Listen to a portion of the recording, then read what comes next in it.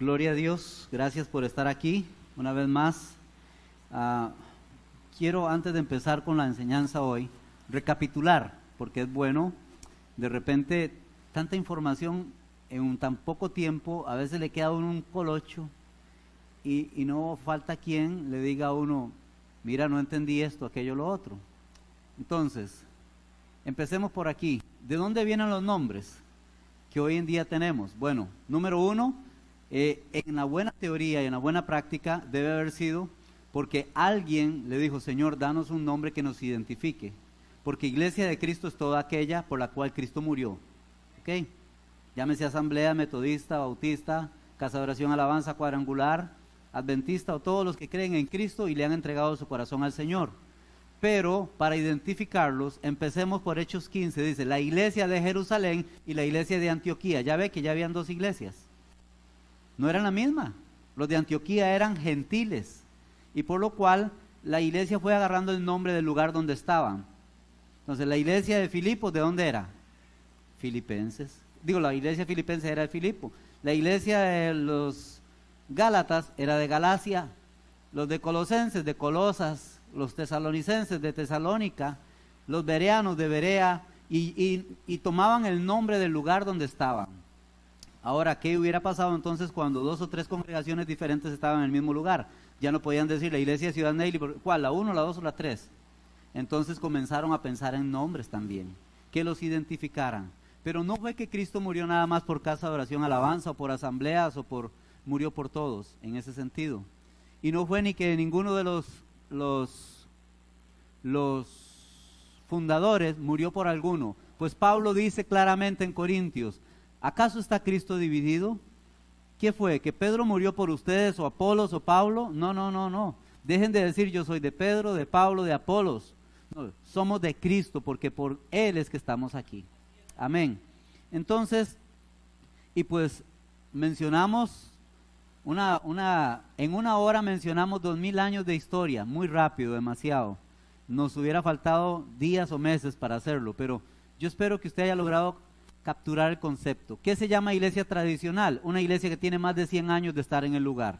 No importa cómo haya nacido, es tradicional si ya lleva más de 100 años de aguantar palo, y aguantar críticas, y aguantar todo, y estar ahí soportando. Entonces, la iglesia tradicional. Una iglesia independiente, vean mis deditos, independiente le dicen a aquella iglesia que no es la tradicional, pero aclaramos a través de la escritura y a través de la historia que todas las congregaciones hoy en día, sean tradicionales o no, son independientes, porque en algún momento se independizaron de otra. ¿Les quedó claro eso, verdad que sí? O sea, cuando Cristo fundó la iglesia no dijo se llama asambleas o cuadrangular, fundó la iglesia. Así que para que exista asamblea se desligó de alguien más, y así sucesivamente, cada una se desligaron de alguien más. Listo. Vamos a dejarlo ahí porque yo sé que si usted tiene hambre y sed y no sabía lo que se enseñó la semana pasada, me va a pedir ahora el link, se lo damos y repasa una vez más sentadito en casa, con la Biblia en mano y con la página abierta de YouTube, ahí el canal, y ya usted va a ir haciendo sus apuntes. Vaya conmigo al libro de Juan, capítulo 17, verso 16. Juan 17, verso 16. Jesús está orando por sus discípulos. Tiene una angustia tremenda porque ya Él se va. Jesús está a punto de irse hacia el cielo.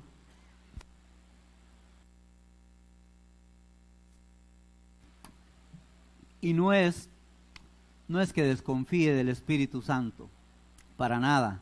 Él más bien dice, a ustedes les conviene que yo me vaya para que Él venga, para que Él pueda estar con no solo 12, sino con toda la iglesia del mundo. Para esa transición, Él se tiene que ir y el Espíritu descendería. Pero Él está con angustia porque ha estado 3 años y un poquito más con los 12. Ha comido, ha bebido, ha caminado, se ha desvelado con ellos, ha sufrido, ha predicado. Son sus compañeros y los tiene que dejar, y Él está orando por ellos. Juan 17 dice, Jesús ora por sus discípulos. Y en el versículo 16 dice algo tremendo. Podemos leer desde el 15 si quieres. Dice, no ruego que los quites del mundo, sino que los guardes del mal que hay en el mundo. El 16 dice, no son del mundo como tampoco yo soy del mundo. ¿Quiere repetirlo conmigo? Juan 17, 16. No son del mundo, como tampoco yo soy del mundo. No lo repitieron conmigo, vamos a ver. No son del mundo, como tampoco yo soy del mundo. ¿Estamos ahí? Juan 17, 16, sí. Ok. Una vez más. No son del mundo, como tampoco yo soy del mundo. ¿De dónde era Cristo? Y entonces, ¿de dónde somos nosotros? Somos ciudadanos de los cielos. Grabémonos eso mientras oramos. Padre, esta palabra tuya es viva y eficaz y más cortante que toda espada de dos filos. Por lo tanto, penetra hasta el alma, oh Dios. Yo te pido que una vez más se haga verdad esta palabra en nosotros y penetre hasta lo más profundo de nuestro ser. Discierna nuestros pensamientos, discierna nuestras intenciones y nos redarguya para así, oh Dios, poder caminar en tu verdad, seguir caminando en tu verdad. En el nombre de Cristo Jesús. Amén. Hoy traemos un tema, recuerde, ¿cuál es el tema del mes? Sectas y religiones. Aclaramos un poquito lo de dónde nace todo lo de las sectas y religiones. Ahora, no tocamos todas las religiones porque no nos iba a alcanzar el tiempo. Recuerden que hay algunas que definitivamente son una aberración. Yo podía haber mencionado varias que de repente ya usted, uy, de verdad, esa hace eso. Algunas hasta sacrifican hijos, como en el Antiguo Testamento, que dice que algunas naciones lo hacían. Hay cosas de cosas, practican las orgías, y están las religiones satanistas y todas las demás. No íbamos a entrar en ese tema. Nos interesaba más hablar de la religión sana, por lo menos, y verdadera. Pero hoy estamos hablando acerca del secularismo. ¿Qué es el secularismo? Bueno, déjeme decirle que es una corriente de pensamiento muy fuerte hoy en día que se está convirtiendo en la religión, si no suya, del mundo. Pero es una corriente de pensamiento muy fuerte, el secularismo. ¿Qué es secular? Bueno, la palabra secular viene del latín, que yo no sé hablar latín, pero lo leí, entonces secularians, que significa de este mundo, perteneciente a una generación o siglo, mundano. ¿Ok? Pero Jesús dijo, entonces cambiemos la frase, Jesús dijo, no son seculares como tampoco yo soy secular. No son de este mundo. Vea usted entonces, ¿qué es el secularismo? ¿Y por qué estamos hablando de esto? No íbamos a hablar de sectas y religiones. Es que resulta que una forma de pensamiento adoptada por varios, eso es una creencia, es una secta o una religión, aunque no tenga nombre. La gente lo sigue, la gente da la vida por eso, la gente adoctrina pueblos y naciones con tal de seguir esa forma de pensamiento y se convierte entonces esto en una religión para aquellos que la siguen. Entonces, bajo el concepto que acabo de decirles de secular, que es mundo, mundano, perteneciente a un siglo o a una generación, bajo ese concepto podemos decir que secular es todo aquello que no es afín a una religión o a una iglesia. Todo eso es secular. Digámoslo así entonces, yo me declaro secular cuando digo, yo no tengo ninguna creencia, ni sigo a ninguna congregación, ni nada por el estilo. Entonces me declaro secular. Veamos entonces algunos elementos. Por ejemplo, la música. En la música decimos, para hablar de la música cristiana o secular decimos, la música cristiana es la religiosa o sacra. La música secular, todo lo demás. Esos boleros que usted cantaba y tocaba antes y bailaba, sean las cumbias o el reggaetón exagerado de hoy en día, el perreo y todo lo demás, todo eso es secular. Solo la otra parte que es sacra o religiosa se llama música cristiana. Hablemos en la política, un estado secular es aquel donde se rige por los principios que el gobierno imparte y no toman en consideración la Biblia o los principios divinos para ello. Eso es un estado secular. ¿Nos quedó claro? No se rige por la religión, sino por las leyes del criterio propio. Eso es un estado secular. Ahora, para entender un poco esto, vamos a ver qué es el secularismo. Vea usted que hoy no estamos hablando mucho de Biblia al comienzo, estamos hablando de algo, pero que sí le interesa a usted porque es lo que se está viviendo hoy en día. Y si usted dice, no está en la Biblia, no me interesa, está equivocado. Porque en la Biblia está que esto iba a suceder. Ahora más tarde lo vemos. Pero vamos a ir un poquito. ¿Qué es el secularismo? es la práctica de lo secular. ¿Qué es el secularismo? Para entenderlo tenemos que ir a la antigua sociedad. La sociedad antigua era así: en la política, en las instituciones, en las actividades, festividades, en la economía, en todo estaba Dios metido. Si no nuestro Dios, algún Dios, pero estaba metido. Entonces, por ejemplo, para nosotros es fácil pensar en Israel, ¿no? Israel tenía una forma de gobierno así: religión, política. Religión, Dios decía, harán esto, esto, esto y esto. Política, el rey era el que se encargaba de regir de esa manera. Entonces, cuando Saúl, cuando David y cuando todos estos fueron instituidos como reyes, a la par de ellos siempre usted verá un sacerdote o un profeta. La política y la religión iban juntas, iban ahí de la mano, ¿no? Y para nosotros es fácil porque lo leemos en la Biblia, está ahí. Entonces usted ve que Saúl se jaló una torta y Samuel llegaba y le decía: Saúl, desobedeciste. David se jaló una torta y Natán llegó y le dijo: David, un hombre vino, a un hombre le llegaron, ¿recuerdan cuando cometió pecado con Betsabé? Y Natán llegó con toda una parábola y le habló. Entonces era fácil. ¿Por qué? Porque, es más, ellos, los reyes, tenían una copia del libro de la ley. Y por eso le dicen: no se aparte de tu boca esto. Estélo leyendo para que cuando rijas, cuando gobiernes, lo hagas de la mejor forma, con equidad y justicia. Entonces iban juntas. Pero no solo para que saquemos del pensamiento que solo Israel. Todas las naciones eran así. Vamos a ver. Egipto. Recuerden, Egipto tenía sus sacerdotes paganos. De hecho, la esposa de José es hija de un sacerdote. ¿Recuerdan? De Potifera, de Asenat, la esposa de José. Entonces, Faraón está gobernando, pero no gobierna sin sus sacerdotes. Cuando tiene un sueño, llama a sus sacerdotes, a sus magos y hechiceros y todo eso. Recuerden, tienen la idea de un Dios, aunque no sea nuestro Dios, tenían la idea. ¿Por qué? Porque esto les da cierta noción de que hay algo más allá. Y como hay algo más allá, entonces en esta vida debemos actuar correctamente, porque más allá nos van a pedir cuentas. Entonces, por ejemplo, los egipcios y algunas culturas antiguas tenían la tradición de que cuando morían los enterraban con todas sus pertenencias, porque tenían que pagar al otro lado para entrar a la tierra prometida de ellos, ¿no? A la eternidad. Y así tenían que pagar a Osiris o a Ra, los dioses egipcios. Y entonces tenían que llevar ¿con qué? De ahí se hicieron muchos archimillonarios excavando tumbas ajenas, ¿no? Con todos sus tesoros. Pero esta gente, por ejemplo, una dinastía de China fue a enterrarse con todos sus soldados en estatuas. Y cuando eso se escarbó eran no sé cuántos miles de soldados en arcilla.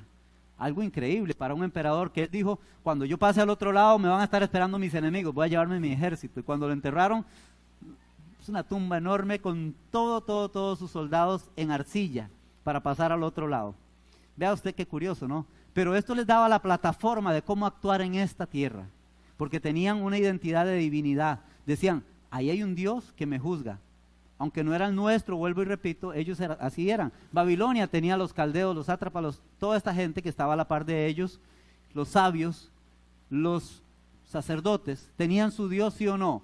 A Daniel, ¿cómo le puso Nabucodonosor? Le puso Belsasar, conforme al nombre de su Dios. Así que cada cultura tenían la religión y la política de la mano. Estamos bien hasta ahí. Pero eso era antes. La sociedad moderna se especializa ahora más bien en hacer lo contrario. Nuestra cultura, nuestra forma de gobierno no debería tener ningún Dios, ni ninguna religión, ni ninguna creencia religiosa para gobernar. Y eso es el secularismo. Para variar, en la sociedad moderna, hoy en día hay mucha variedad de creyentes, ¿no? Que creen esto, creen aquello, creen lo otro, y de ahí el nombre de las religiones en las que están, ¿no? Algunos guardan el sábado, otros no. Unos el domingo, otros no. Uno todos los días, otros ningún día. Cristiano light, ¿verdad? No se guardan más bien ningún día. No guardan su vida y demás.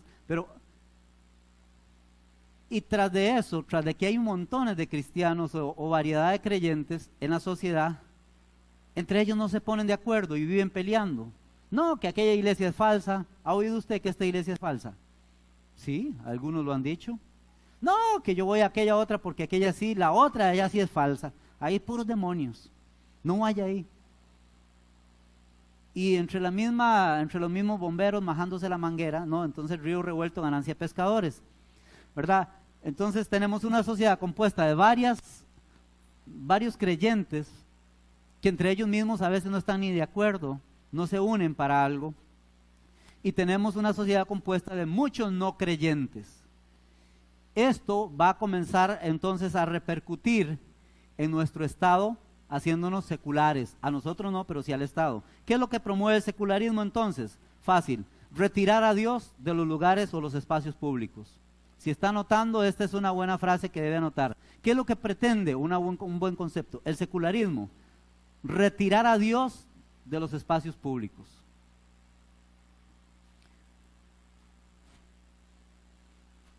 ¿Lo pueden repetir? ¿Qué es lo que pretende el secularismo?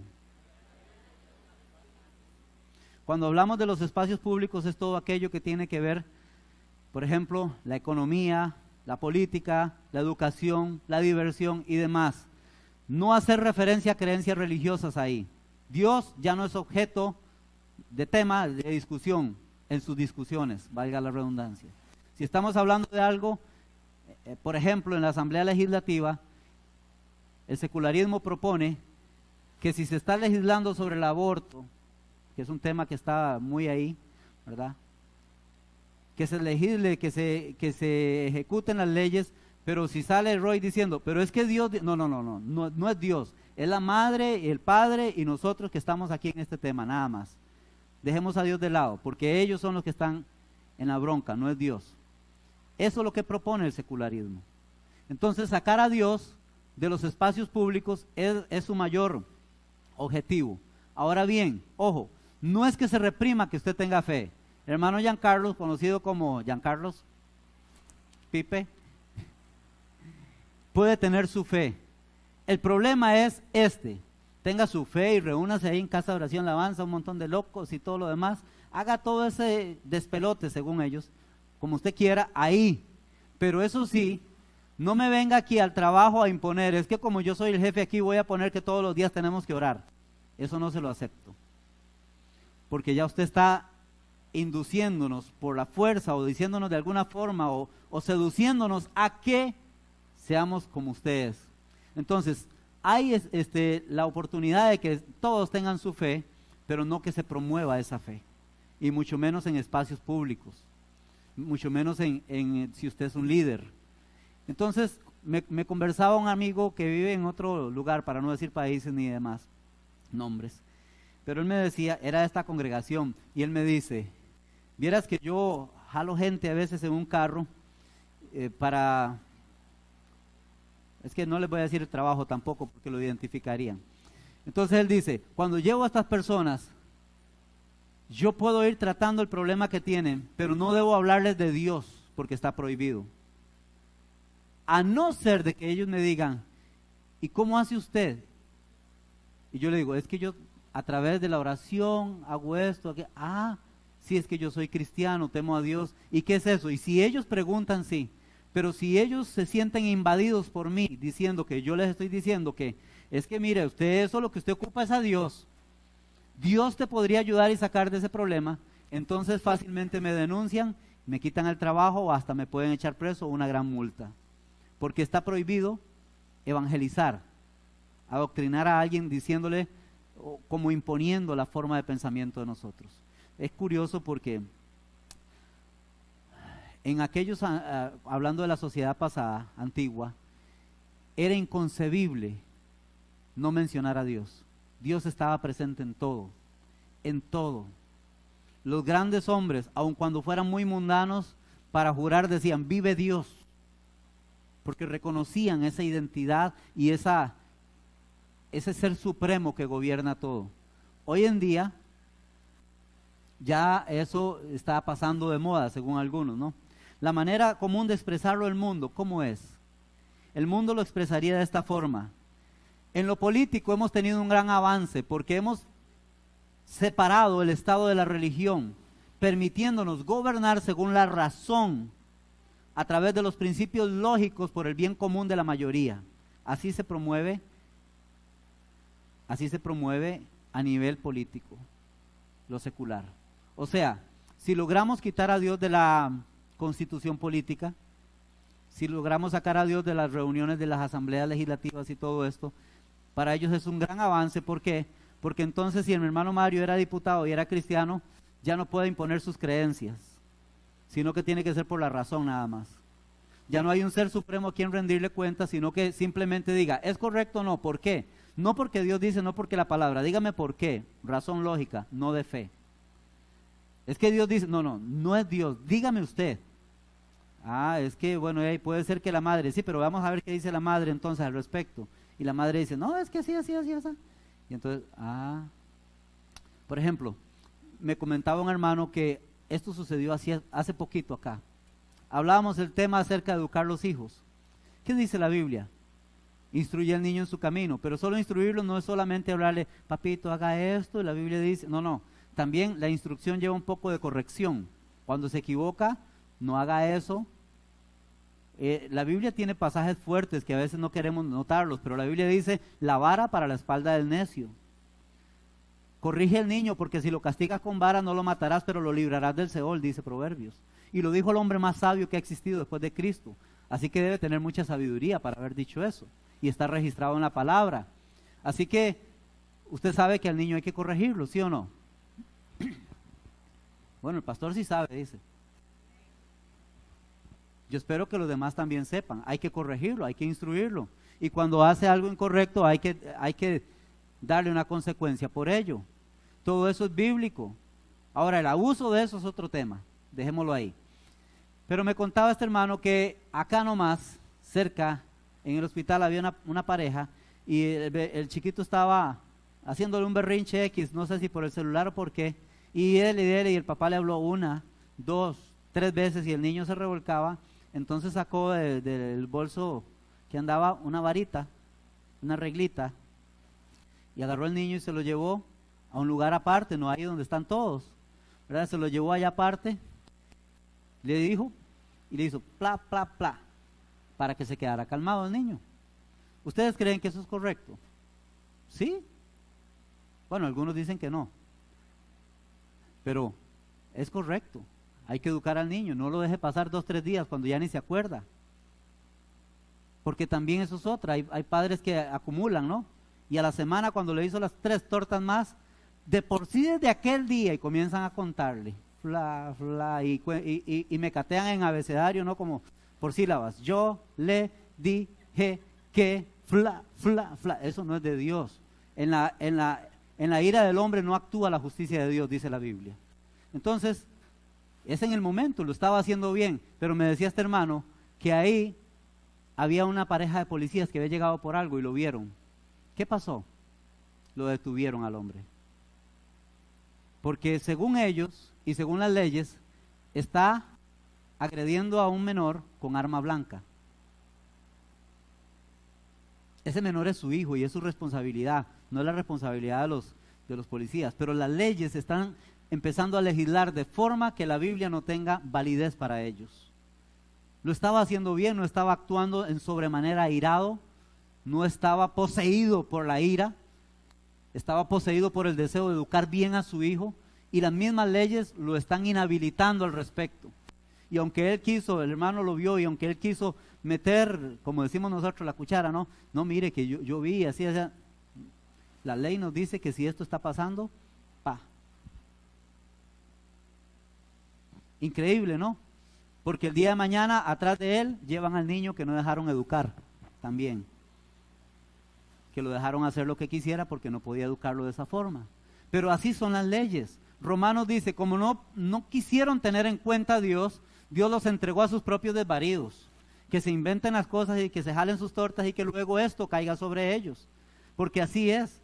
Entonces, ¿qué generación está educando la ley sin los principios morales y sin la ética y los valores que tiene la palabra de Dios? Fatal. Sin embargo, esto está sucediendo aquí. Les dije claramente, ¿dónde fue? Aquí en Ciudad Neily. Es tremendo, ¿no? Es terrible. Pero la ley, ya ahora hablando otra vez, estas son las leyes que quieren sacar a Dios, y esto se llama secularismo. Una vez más, Y ahora para empezar un poquito más formal el tema. No crean que los voy a tener mucho rato, pero sí. ¿Qué factores influyeron para que el secularismo tomara auge? ¿Qué cree usted? Un par de personas ahí que quisieron sacar a Dios nada más de las esferas y los espacios políticos y públicos y todo esto. No. Vea, le voy a comenzar a hablar desde términos anteriores a nosotros, muchos años atrás. Vaya conmigo al libro de Hechos, capítulo 17. Vea desde donde comienza. Quizás no comienza, pero sí se vislumbra de ahí ya. Quizás había empezado anteriormente. Realmente desde el principio de los siglos, el enemigo se ha opuesto a todo lo que es verdadero. Hechos 17, 16. Permítame leerle varios versículos ahí, hasta el 21 por lo menos. Narra la historia que Pablo estaba en Atenas y esperaba a sus hermanos, Timoteo y demás colaboradores que llegaran. Pero mientras los esperaba, Pablo se fue a echar un tour. No, estaba ahí. ¿Cómo predico aquí mientras tanto? Yo tengo que aprovechar la oportunidad. Veo este ambiente desastroso, hay mucha idolatría. Y está ahí, su espíritu se enardecía, dice, viendo la ciudad entregada a la idolatría. Y el versículo 17 dice: así que discutía en la sinagoga con los judíos y piadosos en la plaza cada día con los que concurrían. Y algunos filósofos de los epicúreos y de los estoicos disputaban con él. Y unos decían: ¿qué querrá decir este palabrero? ¿Sabe qué significa esa palabra? Charlatán. Así le decían a Pablo en Atenas. ¿Qué querrá decir este charlatán? Y otros decían: parece que es predicador de nuevos dioses, porque les predicaba el evangelio de Jesús y de la resurrección. Y tomándole le trajeron al Areópago diciendo: ¿podremos saber qué es esta nueva enseñanza de que hablas? Pues traes a nuestros oídos cosas extrañas. Queremos pues saber qué quiere decir esto, porque todos los atenienses y los extranjeros que residen ahí en ninguna otra cosa se interesaban sino en decir o en oír algo nuevo, el chisme. Nada más. No era que querían saber la verdad, era: ¿vieron lo que me acaba de contar el hermano? Eso era. Pero me llama la atención dos nombres que hay ahí: epicúreos y estoicos. ¿Quiénes eran los epicúreos y los estoicos? Bueno, era una escuela filósofa, ¿no? Ambas. Los estoicos fueron fundados por Zenón. Zenón daba clases en un lugar, Estoa, y por eso viene el nombre estoicos de ahí. Y Zenón decía que existen los dioses, de los cuales Zeus es el capitán, y que algún día cuando muramos, esta sustancia, el alma, el cuerpo se deshace, pero el alma se va hacia el universo donde están esos dioses. Y cuando algún día el universo acabe, pues acabaremos nosotros. Mientras tanto estaremos como en una dimensión ahí rara, pero disfrutando en esa sustancia universal. Los estoicos. Entonces ellos vivían con ciertos reglamentos para que algún día cuando fueran allá tuvieran un lugar bonito en el universo. Los epicúreos son formados por Epicuro o Epicuro.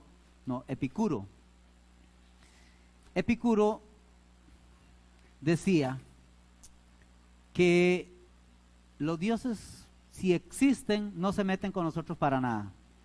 Que la sustancia de la cual están hechos los dioses era un poco más refinada que la nuestra, por lo cual tenían un estilo de vida más lindo.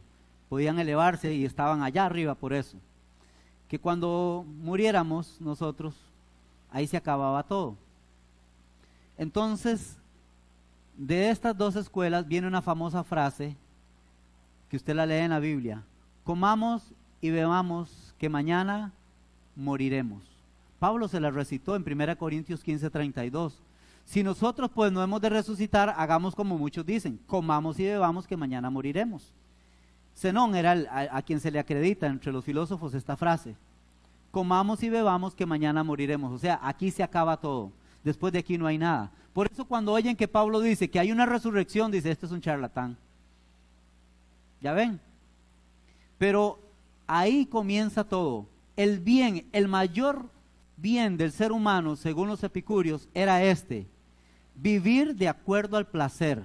Si usted tiene placer, disfrútelo en lo que usted haga, no importa lo que sea. Si es placentero, eso es lo mejor que el hombre puede tener. Para eso está en esta tierra, para vivir y disfrutar. Oye, tenían una filosofía medio extraña, ¿no? Porque decía: si al disfrutar el placer algo de rebote te va a producir dolor, entonces mejor abstente de ese placer por el dolor.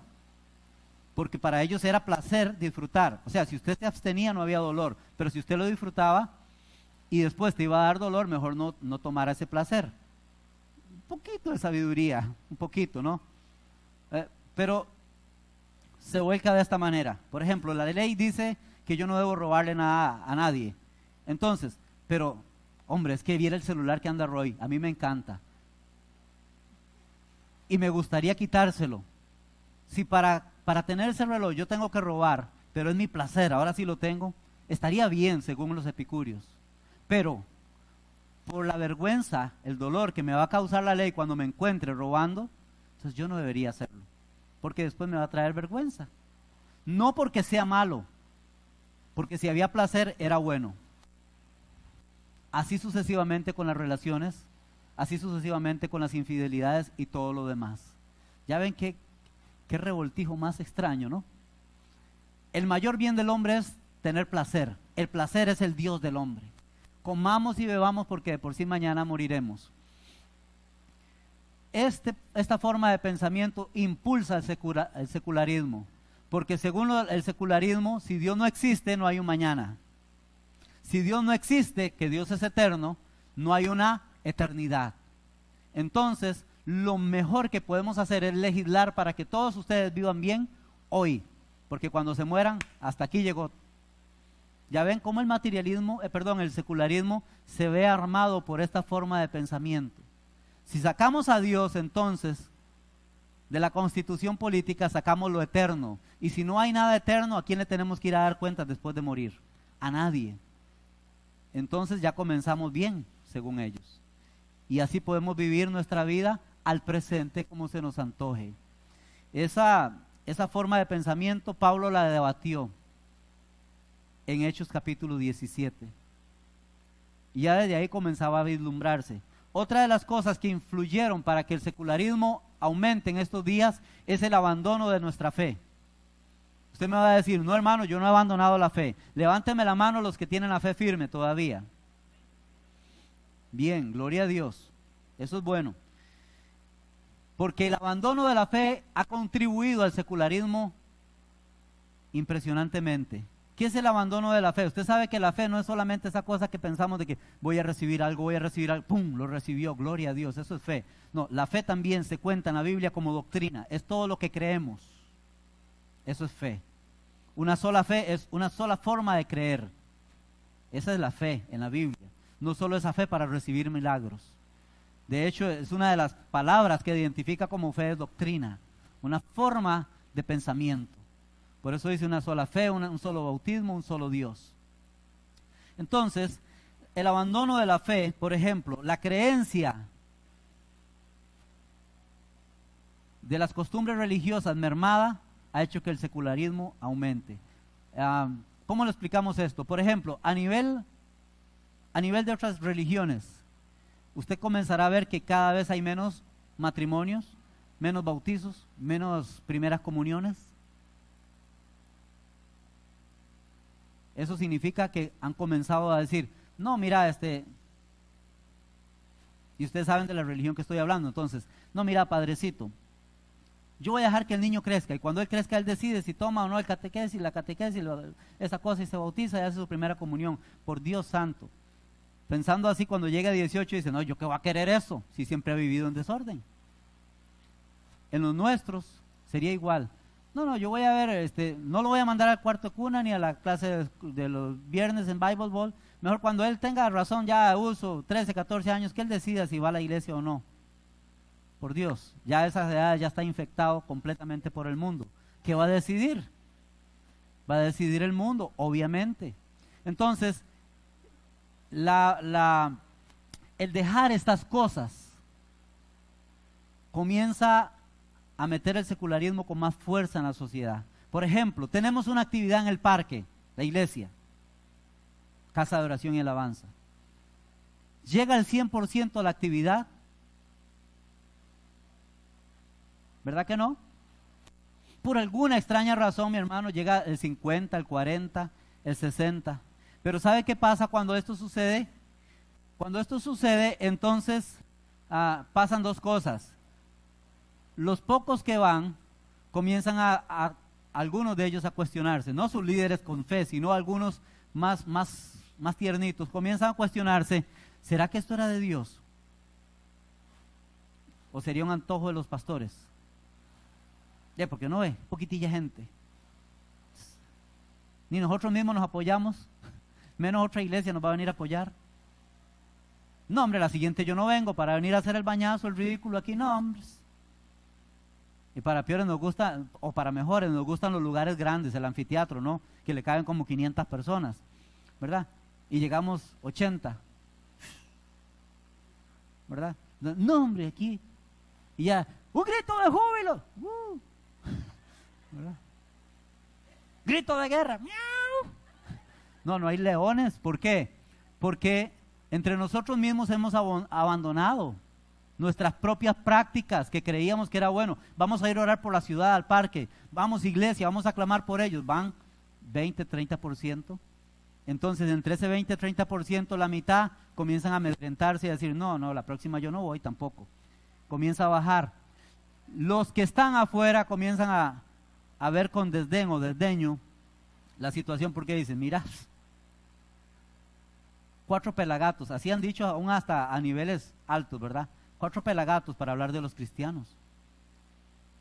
Y todo esto comienza a decir, no, y cada vez un retiro más de la fe, de lo que decimos. Vamos a ir a hacer una marcha por la ciudad y va el 30% de la iglesia. Ni la misma iglesia cree que Dios puede hacer algo, ni la iglesia misma cree que su participación activa ahí puede cambiar algo. Entonces el secularismo comienza a decir, ve, estos han mostrado que ni siquiera ellos mismos creen. Aquí vamos nosotros diciendo lo que sí creemos y llevamos muchísimos.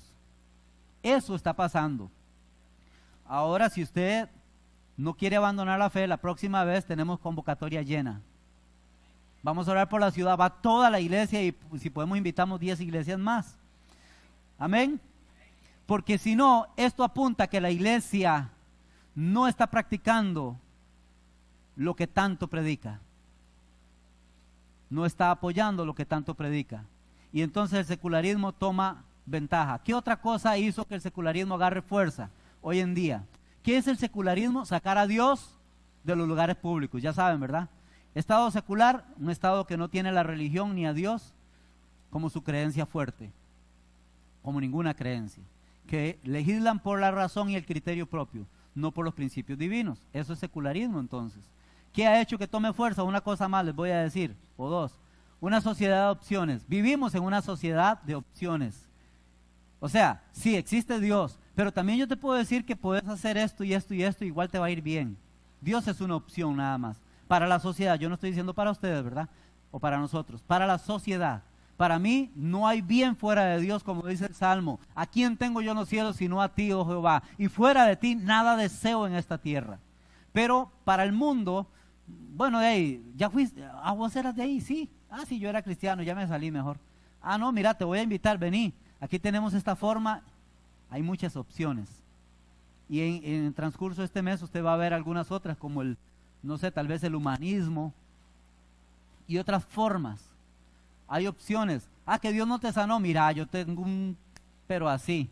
Allá el chamán tal, el brujo tal. Hay una sociedad de opciones donde Dios muchas veces no es la primera ni la más fácil de abrazar para la gente. Entonces, ¿qué pasa? El secularismo crece y crece más. A ese punto, mi hermano, se hace difícil contender por la fe, no solo contenderla para decírsela a otros, sino para guardarla yo mismo. ¿Por qué? Porque estás en un núcleo donde ya 20 no creen en Dios. ¿Cómo pararse firme y decir un momentito, esto no es correcto? Mi Dios a mí me enseña que así, así. Cuesta, ¿verdad? Ya para muchos solamente sostener la fe es difícil. Ahora promovérsela a alguien más, mucho más difícil. Eso es producto del secularismo. Una más, el materialismo ha hecho que crezca el secularismo entre nosotros. ¿Qué es materialismo? Bueno, que lo material es un Dios para la persona. Dejémoslo ahí para que lo entendamos todos clarito. Mateo 6:24 dice, no podéis servir a Dios y a las riquezas. porque o amarás a Dios o amarás a las riquezas. Lo que pasa acá, que dice no podéis servir a Dios y a las riquezas, hoy en día está compitiendo fuertemente y aleja a la gente de Dios y los está convirtiendo en seculares. ¿Cómo funciona eso? Se lo voy a explicar. Una importante compañía europea de proyectos globales hizo una encuesta en 44 países, no en uno, 44 países, donde las preguntas iban destinadas a responderse en base a su poder adquisitivo o su fe. El resultado fue aplastante. Parece como si Dios no existiera. La mayoría de las respuestas fue con respecto a lo adquisitivo, no a la fe. Si estás enfermo, ¿qué haces? Voy a la clínica. Si estás cerrada, pago al doctor de cabecera, tal y tal y tal. Pero, ¿no has pensado en orar? No. No, rotundamente no. Eso no pasa aquí entre nosotros, ¿verdad? Porque tenemos el principio de, ¿está alguno enfermo? Llame y oren por él. Ya como última opción, tenemos todo lo demás, que está a nuestro alcance también. Pero el primero en nosotros es Dios. Al menos eso pensamos y creemos y decimos, ¿no? Si tiene alguna necesidad económica, no es, no, primero vengo, Señor, tu palabra dice que suplirás. Jehová es mi pastor, nada me faltará. Vengo a pedirte a ti primeramente, ¿verdad? No dice que primero vamos a las prestamistas ni nada de eso. Entonces, en esta respuesta todo era lo contrario, todo, completamente todo. Y esto apunta a que en Europa el pulso, para decirlo de una forma, de Dios está débil, casi muerto. Países como España e Irlanda, que fueron dos de los más grandes religiosos, hoy en día prácticamente están vueltos al revés. Apoyan el aborto, el matrimonio homosexual, la adopción por homosexuales, montones de cosas. Cuando antes eran los más religiosos, ¿qué pasó? El materialismo. El materialismo. Fíjese que hay gente que le duele. Vea usted lo increíble del materialismo. Hay gente que le duele si un pastor, oiga bien esto, si un pastor ganara 2 millones de colones al mes, se les para el pelo. Se les para el pelo. ¿Cómo es posible? Si ganara 2 millones, santísimo Dios, manada de ladrones, hacen usura con la palabra y todo lo demás que usted se puede imaginar. Paremos ahí un momentito. ¿A cuántas de esas personas les incomoda que un jugador de fútbol gane 150 millones por mes? Y si tuvieran la plata, van a ver los partidos todos, pagando hasta $100,000 por una silla al frente. ¿Cuántos $100,000? Un palco preferencial. Y no les importa nada. El materialismo ha hecho que el Dios mamón de las riquezas esté aquí y que nuestro Dios esté aquí abajo. Y sus servidores tengan que ser los más miserables también. Porque este es el más grande. Este sí. Si es un jugador de golf que gana no sé cuántos millones, genial. Si es un peleador de la esa, genial, que gane esos millones como McGregor y todos estos. Y no hay ningún problema. Dije nombres ya para que usted se vaya, ¿verdad? Mayweather, todos esos que ganan millones de millones de millones. Y no hay ningún problema. Pero si un cristiano, servidor de Dios, llegara a ganar 2 millones de colones, lo acribillan. ¿Por qué? ¿Por qué? Porque el Dios de este siglo es más importante que este Dios nuestro, cuando debería ser al revés. Es algo interesante, ¿no? Y no estoy diciendo que tiene que ser así, que los pastores tienen que ganar una exageración ni nada por el estilo, solamente para ponernos en un contexto de lo que es el materialismo. El materialismo está ejemplificado en 1 Juan capítulo 2, verso 16. De aquí en adelante vamos a usar la Biblia. Alégrese, porque ya ahora sí vamos a usar la Biblia. Y a usted le encanta usar la Biblia. Todo esto era historia, para que usted y yo entendiéramos un poco lo que es el consumismo. ¿Qué dije que ha promovido el consumismo? Las corrientes filosóficas, el abandono de nuestra fe, el no apoyarnos ni siquiera a nosotros mismos, ¿verdad? ¿Qué otra cosa dije? El materialismo, pero dije una antes de esa también, que tenemos una sociedad de opciones, que Dios no es la única para la sociedad. Hay muchas otras opciones para ser felices y tener todo lo que se quiere, según la gente, ¿no? Y estoy en el materialismo, explicando esta parte. Primera de Juan 2:16 dice, porque todo lo que hay en el mundo, ¿qué significa secular? Mundo, mundano, perteneciente a este siglo. Todo lo que es secular, los deseos de la carne, los deseos de los ojos y la vanagloria de la vida no provienen del Padre, sino del mundo. Vea qué dato más interesante aquí, porque ya aquí no voy a hablar solo, voy a hablar del mundo, pero usted tiene que identificar algo de esto si el Espíritu Santo lo pone en su corazón. Hay tres formas en las que lo secular, por medio del materialismo, se infiltra en la iglesia, y es los deseos de la carne, los deseos de los ojos y la vanagloria del mundo. ¿Sabe qué son los deseos de la carne? La codicia. Cuando usted dice, yo necesito un carro mejor, porque es que definitivamente este no me gusta, y es del año pasado. No, pero quiero uno de este año. Esta casa realmente no me bendice. La mía debería tener 4 cuartos y solo tiene un hijo. Voy a hacerla. Yo quiero tenerla. Y ahí va, la codicia, los deseos del corazón, los deseos de la carne. Dice, por ejemplo, la gente que pone mucho énfasis en las marcas, cuídense de eso. Si no siente que aquí dice, yo no quiero decir marca, ustedes conocen todas. Si aquí no hay ahí esa rayita blanca, esas rayitas de colores, no me siento vestido. Me siento inferior. Yo necesito los deseos de la carne, la codicia.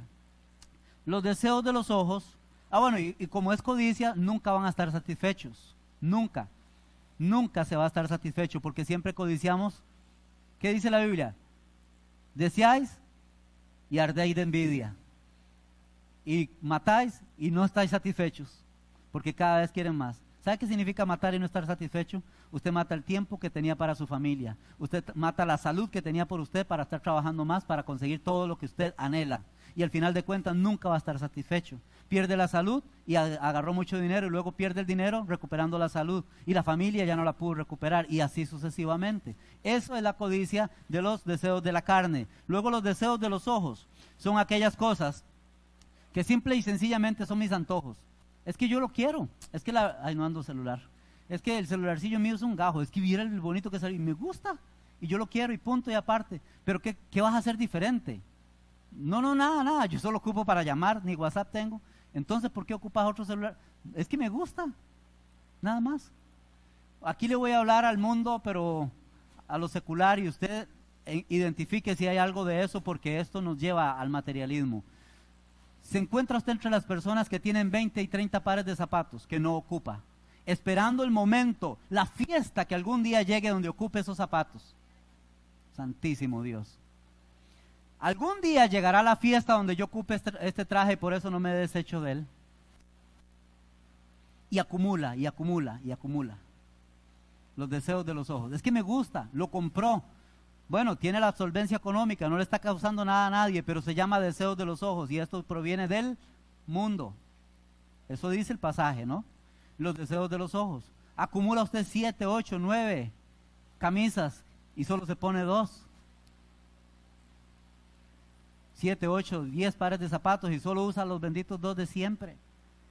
40 pares de aretes y solo usa 3. 80 bolsos. Y podría seguir enumerando. 15 relojes. Y con este veo la hora siempre. Los deseos de los ojos. Hay que tener cuidado con eso. Hay que tener mucho cuidado. Otra más. Que dice ahí, la vanagloria de esta vida. Ya esa no es ni por codicia, ni por los antojos. Es que a mí me gusta. Ay, en la que me gustan me faltaron las casas llenas de adornos, ¿no? De principio a fin. Ya no hay donde poner adornos y quitan al marido para otro lado para ponerlo aquí donde se sentaba el marido. Hasta el pobre marido le quitan el campo porque hay que poner adornos por todo lado. Y Dios guarde, me lo quiebren porque hay pleito en la casa. Y el deseo de los ojos no puede quitarnos la bendición, ninguna de estas cositas del mundo, ninguna de ellas. Y luego viene lo último, la vanagloria de la vida. Es cuando ya la gente compite porque es que yo soy el mejor del barrio. Yo debo tener la mejor casa del barrio, el mejor salario del barrio, el mejor carro del barrio. La vanagloria de la vida, para sentirse mejor que otros. Eso es el materialismo. ¿A dónde nos lleva todo esto? Para usted poder hacer eso, mi querido hermano, si es de la forma correcta, como dice 1 Timoteo 6:17, que dice que no pongan los ojos en las cosas del mundo, sino en el Dios que nos provee todo en abundancia para que lo disfrutemos todo. En Dios, cuando está ahí, entonces Dios conoce tus anhelos, tus necesidades y Dios suple.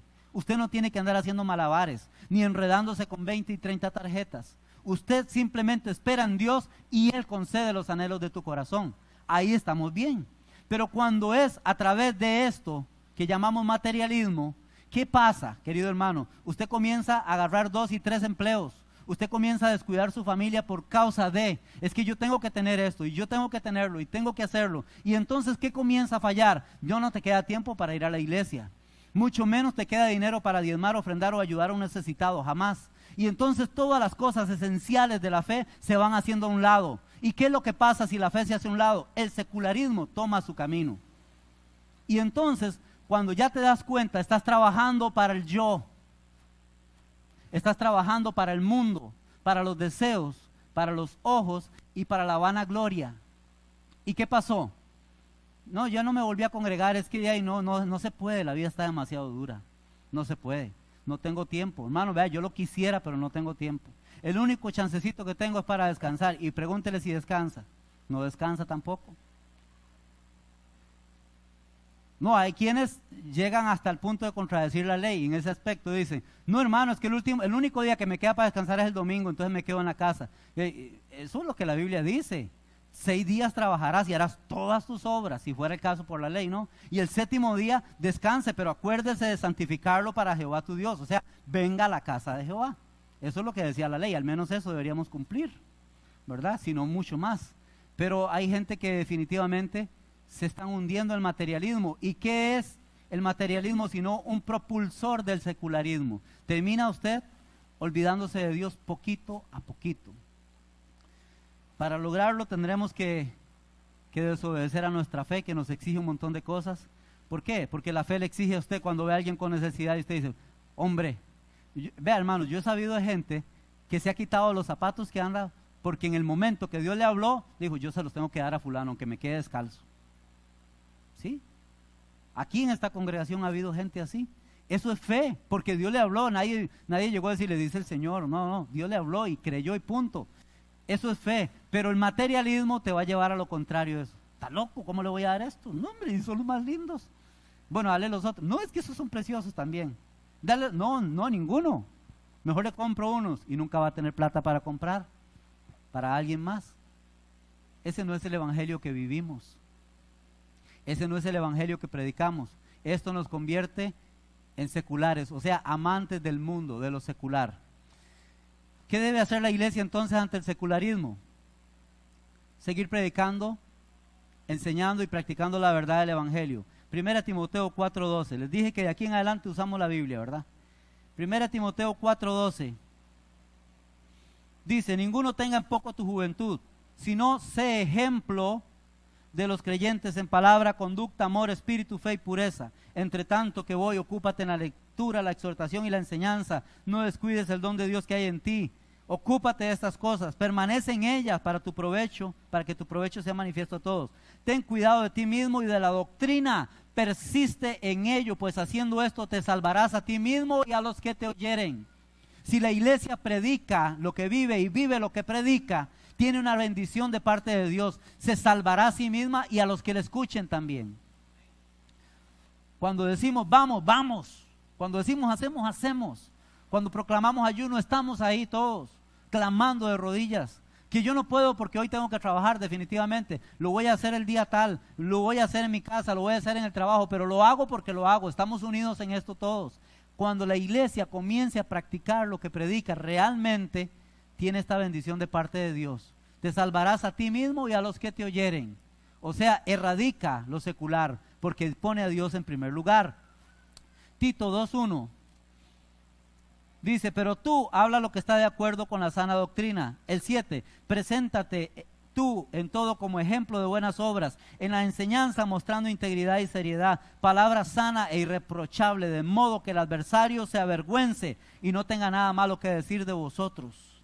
La iglesia necesita caminar en la palabra que predica, para que el mundo no tenga que decir, ay, mira qué poquillo pelagatos ahí. Que si eran 10 los que tenían que ir, 10 hicieron estragos. Y el mundo diga, sí, ahí estaban los hijos de Dios. Porque ya ahora no estoy poniendo mis ojos en el número. Estoy poniendo mis ojos en una iglesia que trabaja en la verdad, que camina en la verdad. ¿Qué es otra cosa que puede hacer la iglesia ante el secularismo? Aprovechar toda oportunidad de manifestar a Cristo. Romanos 8:19 dice que la creación anhela la manifestación de los hijos de Dios. La creación está a la expectativa. ¿Qué van a hacer los hijos de Dios? ¿Qué van a hacer los hijos de Dios? ¿Qué van a hacer? Está expectativa, está expectante. Así que si hay una actividad, vamos, que la creación entera se dé cuenta que hay hijos de Dios. Que como hijos de Dios encontramos la oportunidad de predicar. ¿Qué le dijo Pablo a Timoteo en 2 Timoteo 4:1 y 2? Te insto a que prediques a tiempo y fuera de tiempo. Exhorte, redarguye, anima, reprende. Pero hágalo en todo momento. 2 Timoteo 1 del 7 al 12. Porque no nos ha dado Dios espíritu de cobardía. La iglesia no debería avergonzarse de quién es Dios y de lo que decimos y hacemos. Dios no nos ha dado espíritu de cobardía, sino de poder, de amor y de dominio propio. Por tanto, le dice Pablo a Timoteo, no te avergüences de dar testimonio de nuestro Señor, ni de mí, preso suyo. O sea, Pablo le está diciendo a Timoteo, si alguno le llega diciendo, hey, ¿qué? No es que el padre espiritual suyo está ya preso. No se avergüence de eso, papá. Dígale, sí, está preso por causa de la palabra, por causa de hacer las cosas correctamente. Pero predica. Eso es lo que está diciéndole Pablo a Timoteo. Ni de mí, preso suyo, sino participa de las aflicciones por el evangelio según el poder de Dios, quien nos salvó y llamó con llamamiento santo, no conforme a nuestras obras, sino según el propósito suyo y la gracia que nos ha sido dada en Cristo antes de los tiempos de los siglos. Y podríamos seguir leyendo hasta el 12, donde dice, por lo cual asimismo padezco esto, pero no me avergüenzo, porque yo sé a quién he creído y estoy seguro que Él es poderoso para guardar mi depósito para aquel día. Esta es la fe que debe tener la iglesia. Cuando usted y yo hacemos algo, cuando predicamos, cuando nos mantenemos firmes, deberíamos estar en esto. Yo sé a quién he creído y que lo que hoy estoy haciendo, aunque la gente se burle de mí, yo sé que Él es poderoso para guardar mi depósito, mi recompensa por lo que estoy haciendo para el último día. Él la va a guardar. Esa es la fe de la iglesia, no debe avergonzarse. La iglesia debe renovarse. ¿Qué significa renovarse? Pablo lo dijo, renovados en el espíritu de vuestra mente. No os conforméis a este siglo, a este mundo, a lo secular. Una vez más, no se conformen con eso, renuévense. La iglesia tiene dones. La iglesia tiene, 1 Corintios 12 del 4 al 7 dice que Dios les ha dado dones, ministerios, diferentes operaciones, diversidad de manifestaciones para que muestren la gloria de Dios para provecho. Así que la iglesia debe sacar a la luz todo aquello que Dios le ha dado y a través de esto mostrar, como dice Efesios, la multiforme gracia de Dios. Efesios dice la multiforme gracia y Pedro al revés, más bien, la multiforme sabiduría. Y Pedro 4.10, 1 Pedro 4.10 dice la multiforme gracia de Dios. O sea, las muchas formas de Dios salvar a la gente. Y aprovechar todo eso. Tenemos nosotros en nuestros medios gente que lo está haciendo, ¿sí o no? Tenemos grupos que van donde está el enfermo ya casi muriéndose y aprovechan por medio de la multiforme gracia de Dios de llevarle un mensaje ahí, rescatarlo para Cristo. Tenemos grupos de muchachos que llegan a los jóvenes a través del arte. Tenemos grupos de alabanza, grupos de aquí, de allá. Yo les digo hoy, no se avergüencen, porque eso es lo que da paso al secularismo. Mientras la iglesia retrocede, en los colegios los jóvenes van retrocediendo, esto otro va aumentando. Pero ¿qué tal si los muchachos de nuestra congregación que van al colegio y tienen guitarra y saben tocar y tienen un instrumento, se unen por allá en unos banquillos y comienzan a adorar a Dios? Algo diferente pasa. Porque Dios lo ha prometido. Y Dios es un Dios de palabra. Algo diferente va a pasar. Ok, no me permiten hacerlo público así, pero yo voy a comenzar a orar allá y algunos se me van a unir. 5, 10. Y comienza la cosa diferente. Comienza el Señor a manifestarse de otras formas. ¿Cuál es el último punto que voy a tocarles acerca de esto? Es, ¿qué debe hacer la iglesia para mantenerse firme contra el secularismo? Tener su vista en la eternidad. ¿Oyó eso? Tener su vista en la eternidad. Segunda de Corintios 4:18. Segunda de Corintios 4:18 dice: no mirando nosotros las cosas que se ven, sino las que no se ven, pues las que se ven son temporales, pero las que no se ven, ¿qué son?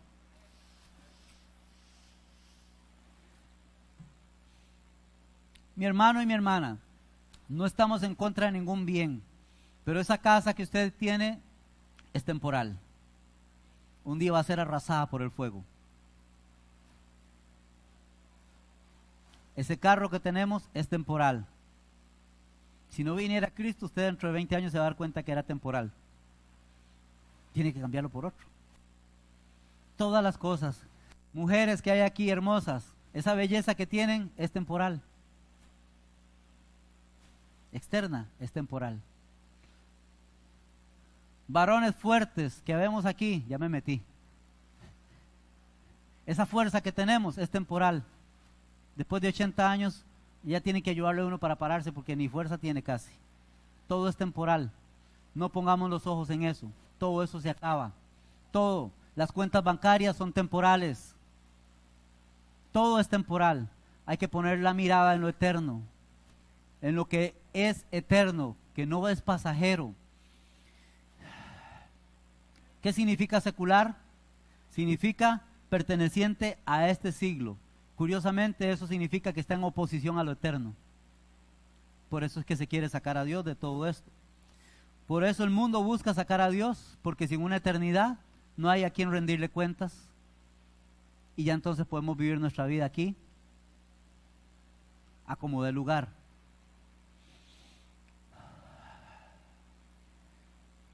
El mensaje que Dios le dice a la iglesia de la Odisea en Apocalipsis 3.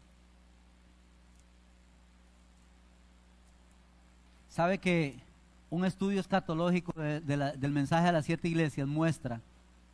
¿Sabe que Dios lo hizo perfecto en ese sentido? El número 7 significa perfección, plenitud, y va desde aquí hasta allá. No es que Dios tiene 7 espíritus, es que el Espíritu de Dios se manifiesta de 7 formas. Isaías 11:2 dice: le dará Dios espíritu de Jehová, espíritu de temor, de consejo, de sabiduría, de inteligencia, de temor de Jehová. Y bueno, ahí menciona los 7 espíritus de Dios. No es que Dios tiene 7 espíritus, tiene el Espíritu Santo, pero se manifiesta de 7 maneras. Igual no es que Dios tiene 7 iglesias, tiene la iglesia de Cristo. Pero para dar una radiografía de la iglesia, en todos los tiempos, desde Cristo hasta hoy, Dios puso 7 iglesias y les mandó un mensaje a cada una en particular para mostrar cómo iban a pasar las 7 etapas de la iglesia. Y hoy podríamos hablar de eso, pero no tengo tiempo. Pero la última etapa de la iglesia es la de la Odisea. De hecho, están mencionadas geográficamente como la ruta que había, y la Odisea era la última. Por lo tanto, espiritualmente y geográficamente estaban igual. La última etapa de la iglesia es la Odisea. No es que tiene que terminar así. Lo que el Espíritu dio a entender es que así va a estar para los últimos días. Vuelvo y repito. La Biblia dice que la vida del cristiano, la vida del justo es como la luz de la aurora, que va en aumento hasta que el día es perfecto. Hasta que Cristo venga, la iglesia debe ir así. Pero el detonante mayor de peligro por el cual Dios dio las profecías es para avisarnos. Por eso Pablo dice: esto te digo, que en los postreros días lo que vendrá es la apostasía. Hombres amadores de sí mismos y todo lo demás. No significa que usted y yo tenemos que hacer eso, sino apercibirnos. Entonces, ¿qué fue lo que Dios dice en Apocalipsis 3? Está diciendo: la última etapa de la iglesia va a ser muy peligrosa porque va a caer en esta parte que se llama materialismo. Sí, así lo dice, no de esa forma, pero vea lo que dice. Apocalipsis 3:15, le dice a la Odisea: yo conozco tus obras, que ni eres frío ni caliente. Ojalá fuese frío o caliente, pero por cuanto eres tibio y no frío ni caliente, te vomitaré de mi boca. Porque tú dices: yo soy rico y me he enriquecido y de ninguna cosa tengo necesidad. ¿Qué llevó a la iglesia de la Odisea a ser tibia espiritualmente? No fue que, mira, descuidaron su relación con Dios. Sí, todo eso es obviamente que sí. Pero no fue que, mira, dejaron de evangelizar. No. Lo que llevó a la iglesia a la tibieza fue exactamente eso, según la Biblia, el materialismo. Yo me he enriquecido. ¿Sabe que la Odisea tenía 3 cosas fuertísimas? Y sobre esas Cristo da su parábola para la Odisea, que era la mercadería textil, esta de las lanas y todo eso, para las vestiduras. Luego tenía un ungüento famosísimo para los ojos. Y tenía un gran defecto también, que tenía un acueducto que era fatal, por lo cual cuando la invadían, probablemente la podían destruir, porque sus aguas entraban y al sitiarla, le sellaban el acueducto y hasta ahí llegaba. Y aparte de eso, sus aguas eran tomadas de una fuente termal, por lo cual eran calientes, y había que esperar que se enfriaran. Si la tomaban caliente no se podía, si la tomaban tibia les daba ganas de vomitar, esperar hasta que se enfriaran. Dios le habló de cosas a la Odisea que ellos sabían: por cuanto no eres frío ni caliente, sino tibio. Ustedes saben lo que produce el agua tibia, lo que les está diciendo. Y cuando les habla de vestiduras, les está hablando de su empresa también. La Odisea, según la historia, dice que era tan rica que cuando hubo un terremoto, ellos dijeron a Roma: no ocupamos su ayuda, nosotros nos levantaremos de la ruina. Y quedó en actas de la historia que la Odisea solita surgió otra vez como la gran y pomposa Odisea que era económicamente. Así era esa ciudad. Y entonces a la iglesia que está ahí, Dios le dice exactamente esto: tú dices, me he enriquecido y no tengo necesidad de ninguna cosa. Pero ¿qué le dice Dios? Pero tú eres un desventurado, miserable, pobre, ciego y desnudo. Y esas palabras siguen resonando hoy en los oídos de la iglesia, que comienza a olvidar a Dios por el materialismo, que comienza a olvidar a Dios por buscar una mejor posición económica siempre. No le estoy diciendo que usted no debe anhelar mejores trabajos ni mejores salarios, pero cuando la iglesia comienza a olvidar a Dios por esto, llega al punto de decir: yo no tengo necesidad. La verdad es que si estoy enfermo me pago ahí por aparte una consulta y ya. Si necesito algo yo lo compro, no tengo ni por qué orarle a Dios si yo tengo plata. Eso produce el materialismo. ¿Ha visto usted a un millonario pidiéndole a Dios dirección para gastar su plata? Casi ninguno. Porque no tiene necesidad. Pero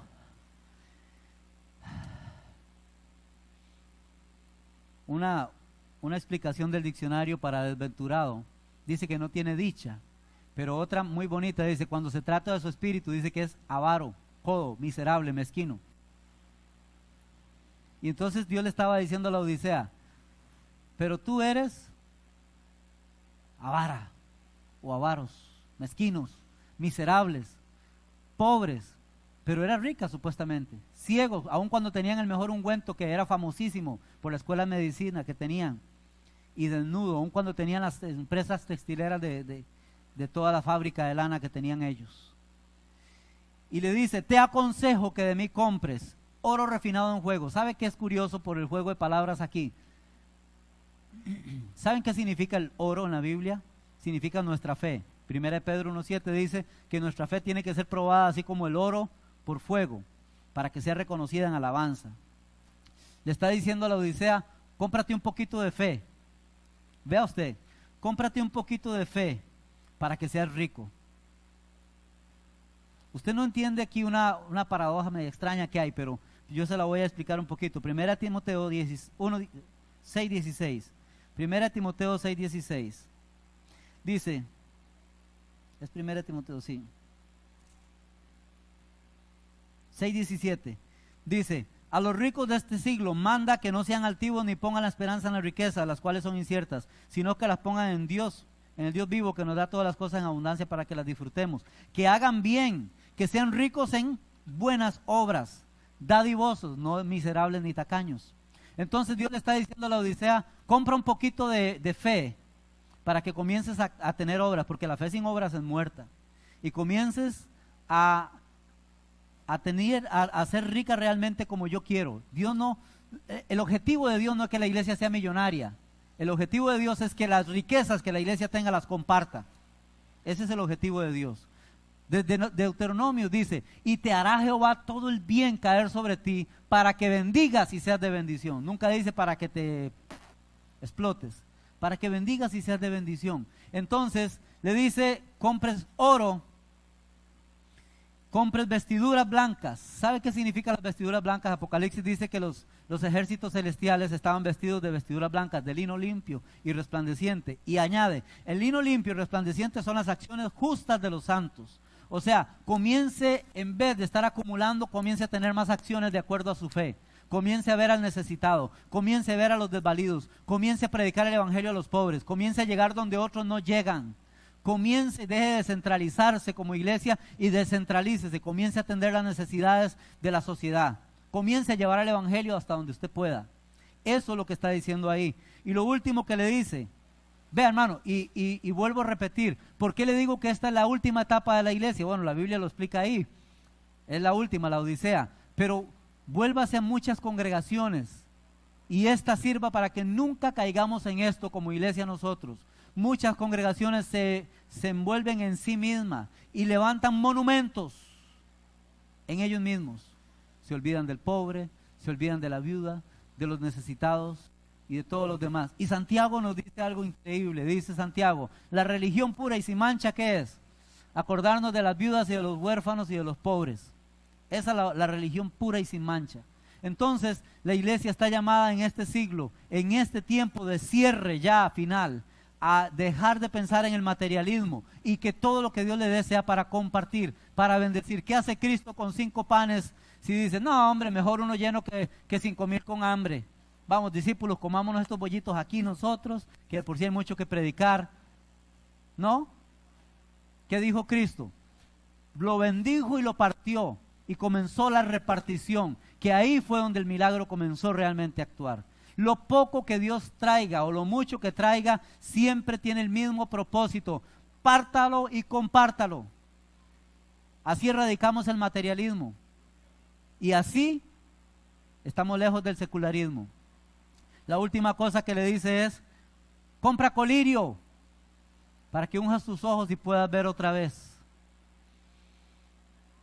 ¿Qué significaría esto? Comienza a adquirir un poco más de visión de lo eterno. ¿Qué decía Corintios? Pongan las cosas, sus ojos en las cosas que son eternas. Cuando la iglesia pone los ojos solo en lo que es temporal, perdió la visión. Pero aquí hay una gran diferencia. Cuando construimos porque viene una gran cosecha, porque estamos pensando en lo que es eterno, las almas, ya ahí la cosa cambia, dijo Chivolo. Ahí la cosa cambia, ¿no? La cosa es diferente. Ahora sí, entonces el Señor dijo: ¿qué hay que hacer cuando viene una gran cosecha? Botar esos graneros y edificar otros más grandes, porque la cosecha no se ha de perder. Esa es la porción bíblica de Jesús. Entonces, cuando la iglesia construye, edifica y hace todo esto, porque está trabajando por lo eterno, es muy diferente. Nosotros no podemos perder ese norte, hermanos. No podemos acabar como acabó la iglesia de la Odisea. Nosotros tenemos que seguir poniendo las cosas, nuestra mirada en lo que es eterno. Y así dicho esto, he dado así como a grandes rasgos lo que es el secularismo. ¿Qué es el secularismo? Una vez más repetimos, voy a pedirle a los músicos que pasen. ¿Qué es el secularismo? Entonces, el secularismo es sacar a Dios de nuestras formas y leyes. No, vamos a regir por la razón y el criterio propio nada más. Y si este grupo es medio extraño, pero puedo legislar una ley para que ellos hagan y no se metan con aquellos, pero que hagan lo que les da la gana igual, entonces yo lo voy a hacer, aunque Dios me diga que es lo contrario, porque ya lo saqué. Eso es secular, eso es del mundo. Pero la Biblia dice que nosotros no somos de este mundo. Póngase de pie, por favor. Dígale al que está a su lado: nosotros no somos de este mundo. Mientras usted me dice eso, voy a pedir que me pongan Hebreos 11, verso 10. Usted y yo vamos a leer esto con mucha fuerza. El coro de Osana. No, levantamos, todo. Hebreos 11, 10. Acá. Dice, léalo conmigo por favor, luego vamos a seguir ahí en el 14 y luego hasta el 16. Dice, porque esperaba, léalo conmigo por favor, esperaba la ciudad que tiene fundamentos, cuyo arquitecto y constructor es Dios. Versículo 14, porque los que esto dicen claramente dan a entender que buscan una patria. El 15, pues si hubiesen estado pensando en aquella de donde salieron, ciertamente tenían tiempo de volver. 16, y esta es nuestra fe, pero anhelaban una mejor, esto es celestial, por lo cual Dios no se avergüenza de llamarse Dios de nosotros, porque nos ha preparado una ciudad eterna, hermanos. Si usted sigue buscando la patria celestial, ese es su Dios. Dios no se avergüenza de ti. Dios no se avergüenza de aquellos que anhelan una patria celestial. No importa si en Costa Rica la están construyendo en el disparate que quieran construirla. Usted y yo estamos anhelando una patria celestial.